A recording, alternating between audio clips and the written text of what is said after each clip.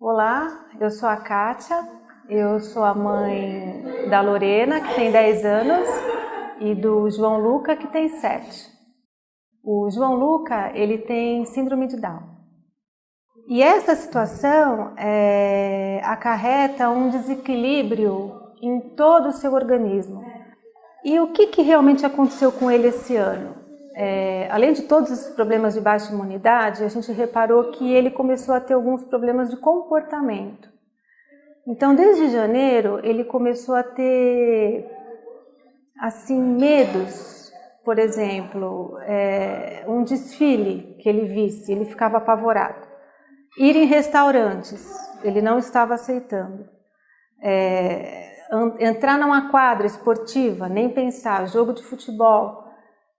E eu comecei a me preocupar, achando que ele talvez estivesse desenvolvendo um autismo. Aí fui conversar com vários terapeutas, com neurologista, não, foi descartado. Aí passei a achar que fosse síndrome do pânico, algum desvio psiquiátrico, depressão. Enfim, a qualidade de vida nossa estava muito baixa. A gente não conseguia mais sair de casa. E, assim, desestruturava todo o ambiente. Eu ficava nervosa, meu marido, a minha filha também, que sempre gostou de sair, de passear, não queria mais sair de casa. E aí, o que culminou no carnaval deste ano, o meu pai, que mora no Rio de Janeiro, veio me visitar. E o João não quis ficar perto dele também.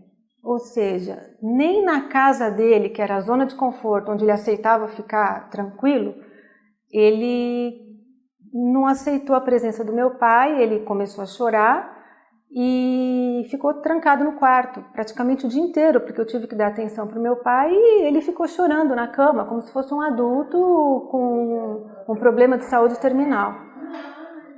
A Kátia que chegou aqui era uma Kátia totalmente triste, ansiosa, depressiva, sem saber o que fazer, porque eu já tinha ido em todos os médicos e eu não sabia o que fazer. Enfim, o que eu vou fazer agora? Eu trouxe meu filho no carro, ele acabou adormecendo, porque ele também estava com muita dificuldade de entrar no carro. E assim que a gente colocou na maca, ele acordou. Eu falei, puxa, e agora? Como é que a gente vai aplicar esse tratamento? Eu nem sabia do que se tratava, eu vim de olho fechado. E ele ficou calmo, aí ela começou o tratamento, ele começou a sorrir. E eu fui me acalmando também. Aí ela pediu para virar de costas. Eu falei, não vai fazer isso, né? Virou. Fez todo o tratamento. No final estava quase dormindo. Terminou tudo. Fui para casa. No dia seguinte, esse menino começou a sorrir. Aquela gargalhada que eu não ouvia há meses. Só ouvia lamentação, choro, tristeza. E ele deu uma gargalhada que... Nossa, parece que a nossa casa inteira iluminou. E eu comecei a ter também uma expectativa, assim, uma esperança de que não era nada, não era nenhuma doença psiquiátrica. Talvez ele precisava mesmo que eu acreditasse que tinha solução e que a gente vai buscar esse compasso novamente, nessa reorganização que alguma coisa tinha feito desorganizar. E ele tem melhorado muito.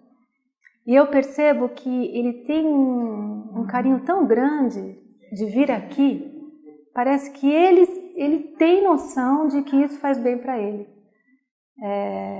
Ele quer ajudar, ele fica participativo. Imagina uma criança totalmente isolada, sem poder se comunicar, porque ele não se comunica muito bem.